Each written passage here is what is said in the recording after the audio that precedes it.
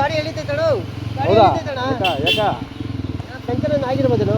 ನಡಿ ಚೆಕ್ ಮಾಡೋಣ, ಅಲ್ಲಿ ನಿಲ್ಸ್ಬಿಟ್ಟು ನೋಡೋಣ. ಗಾಡಿ ಜಾಸ್ತಿ ಎಳಿತೈತೆ. ಟ್ಯೂಬ್ಲೆಸ್ ತಾನೇ? ಟ್ಯೂಬ್ಲೆಸ್ ಗಾಡಿ ಎಳಿತೈತೆ ಜಾಸ್ತಿ.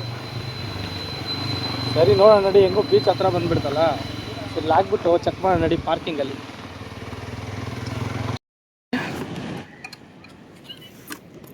ನೋಡಿ ಫ್ರೆಂಡ್ಸ್, ಸ್ಕ್ರೂ ಹತ್ಬಿಟ್ಟಿದೆ. ಟ್ಯೂಬ್ಲೆಸ್ ಆಗಿರೋದಕ್ಕೆ ಸೊರೈತಿದ್ದು, ಪಂಚರ್ ಆಗಿಬಿಟ್ಟಿದೆ ನಮ್ಮ ಗಾಡಿ. ಟ್ಯೂಬ್ಲೆಸ್ ಆಗಿರೋದಕ್ಕೆ ಸೊರೋಯ್ತು, ಇಲ್ಲಂದಿದ್ದರೆ ಇಷ್ಟೊತ್ತು ನಮ್ಮ ಕತೆ ಅಲ್ಲೇ ಮುಗಿಸ್ತಾ ಇತ್ತು. ಸೊ ಚೆಕ್ ಮಾಡ್ಬಿಟ್ಟು 16 ಇನ್ನೂ ನಾಷ್ಟ ಕೂಡ ಮಾಡಿಲ್ಲ. ಪಂಚರ್ ಆಗಿಬಿಟ್ಟಿದೆ ಗಾಡಿ. ಸೊ ಪಂಚರ್ ಹಾಕ್ಕೊಂಡು ಹೋಗೋಣ. ಅವನು ಶಸ್ತ್ರಾಸ್ತ್ರಗಳೆಲ್ಲ ಬನ್ನಿ ತೋರಿಸ್ತೀನಿ ಹತ್ರದಿಂದ.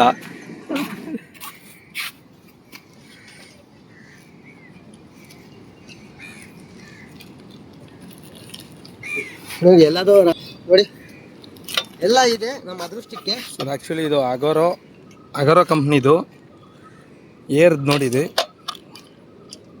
ಸೊ ಈ ಥರ ತೆಗೆದ್ಬಿಟ್ಟು ಇದರಲ್ಲಿ ಚಾರ್ಜಿಂಗು ವಿತ್ ಪವರ್ ಬ್ಯಾಂಕಲ್ಲಿ ಕೂಡ ಕೆಲಸ ಮಾಡುತ್ತೆ. ಇದು ನಿಮಗೆ 2 in 1 ವಿತ್ ಟಾರ್ಚ್ ಕೂಡ ಇದೆ ಇದರಲ್ಲಿ. ಟಾರ್ಚ್ ಹಾಕಿ ತೋರಿಸ್ತೀನಿ ರೀ ನಿಮಗೆ. ಟಾರ್ಚು ಆನ್ ಆಗಿದೆ ನೋಡಿ ಇವಾಗಿದು LED. ಸೊ ಟಾರ್ಚ್ ಹಾಕ್ತೀನಿ ರೀ.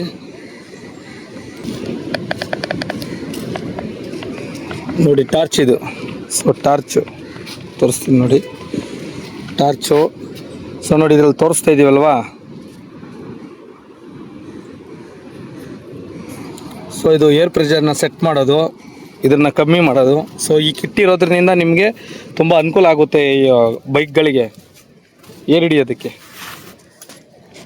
ಇಷ್ಟು ಲಾಂಗ್ ಡ್ರೈವ್ ಹೋಗಬೇಕಾದ್ರೆ ಈ ಕಿಟ್ನ ಪರ್ಚೇಸ್ ಮಾಡಿ ನಿಮ್ಗೆ ಅರೌಂಡಿಂಗು 200 ರುಪೀಸ್ಗೆಲ್ಲ ನಿಮ್ಗೆ ಅಮೆಝಾನು ಮತ್ತು ಫ್ಲಿಪ್ಕಾರ್ಟಲ್ಲಿ ಸಿಗುತ್ತೆ. ಸೊ ಇದನ್ನು ಕ್ಯಾರಿ ಮಾಡೋದ್ರಿಂದ ನಿಮಗೆ ಒಂದು ಪಂಚರ್ಗೆ 100 ರುಪೀಸ್ ತೊಗೊತಾರೆ. ನೀವು ಇದರಲ್ಲಿ 10 ಟೈಮ್ಸ್ ಹಾಕೋಬೋದು.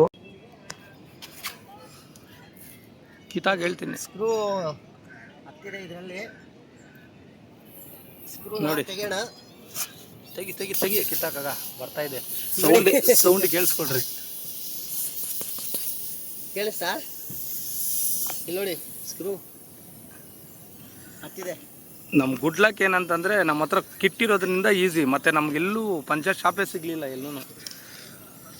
ನೋಡಿ ಈ ಥರ ಮೆಟೀರಿಯಲಿಂದ ಲೈಟಾಗಿ ಹೋಲ್ ಮಾಡಿ, ದೊಡ್ಡದಾಗಿ ಹೋಲ್ ಮಾಡೋಕ್ಕೆ ಹೋಗ್ಬಿಡಿ. ಯಾಕಂದರೆ ದೊಡ್ಡದಾಗಿ ಹೋಲ್ ಮಾಡೋದ್ರಿಂದ ಸೊ ನಾವು ಹಾಕೋ ಪಂಚರ್ ಅದು ನಿಲ್ಲೋದಿಲ್ಲ. ಅದಕ್ಕೋಸ್ಕರ ಲೈಟಾಗಿ ಹೋಲ್ ಮಾಡ್ಕೊಳ್ಳಿ. ನೋಡಿ ಈ ಥರ ಗಮ್ಮು ನಿಮಗೆ ಆ ಕಿಟ್ಟಲ್ಲಿ ಇನ್ಕ್ಲೂಡ್ ಆಗಿರುತ್ತೆ. ಸೊ ಅದನ್ನು ಒಂದು ತೊಗೊಂಬಿಟ್ಟು ನೀವು ಅದನ್ನು ಫಸ್ಟು ನೀಟಾಗಿ ಕ್ಲೀನ್ ಮಾಡ್ಕೊಳ್ಳಿ. ಯಾಕಂದರೆ ಕ್ಲೀನ್ ಮಾಡ್ಕೊಳ್ಳೋದ್ರೆ ನಿಮಗೆ ಈಸಿ ಆಗುತ್ತೆ ಅದನ್ನು ಹಾಕೋದಕ್ಕೆ. ನಂತರ ನೋಡಿ ಅದು ಇನ್ನೊಂದು ಮೆಟಲ್ ಇರುತ್ತೆ, ಅದರೊಳಗಡೆ ಹಾಕ್ಬಿಟ್ಟು ನೀವು ಅದನ್ನು ಡೈರೆಕ್ಟಾಗೂ ಹಾಕ್ಬೋದು. ನೀವು ಸೊಲ್ಯೂಷನ್ ಯೂಸ್ ಮಾಡೋದ್ರಿಂದ ಸೊ ನಿಮ್ಮ ಪಂಚರು ಗಟ್ಟಿಯಾಗಿ ಹಿಡ್ಕೊಳ್ಳುತ್ತೆ. ಅದಕ್ಕೋಸ್ಕರ ಸೊಲ್ಯೂಷನ್ ಸ್ವಲ್ಪ ಈ ಲೈಟಾಗಿ ಹಾಕ್ಕೊಳ್ಳಿ. ಅದನ್ನು ಹಾಕ್ಕೊಳ್ಳೋದ್ರಿಂದ ನಿಮಗೆ ಏರು ಔಟ್ ಆಗೋದಿಲ್ಲ. ನೋಡಿ ಈ ಥರ ಗಟ್ಟಿಯಾಗಿ ಒಳಗಡೆ ಪ್ರೆಸ್ ಮಾಡಿ, ಮತ್ತೆ ಅದನ್ನು ಪ್ರೆಸ್ ಮಾಡಿದಾದ್ಮೇಲೆ ರೊಟೇಟ್ ಮಾಡಿದಾದ್ಮೇಲೆ ಹೊರಗಡೆ ತೆಗ್ದುಬಿಡಿ.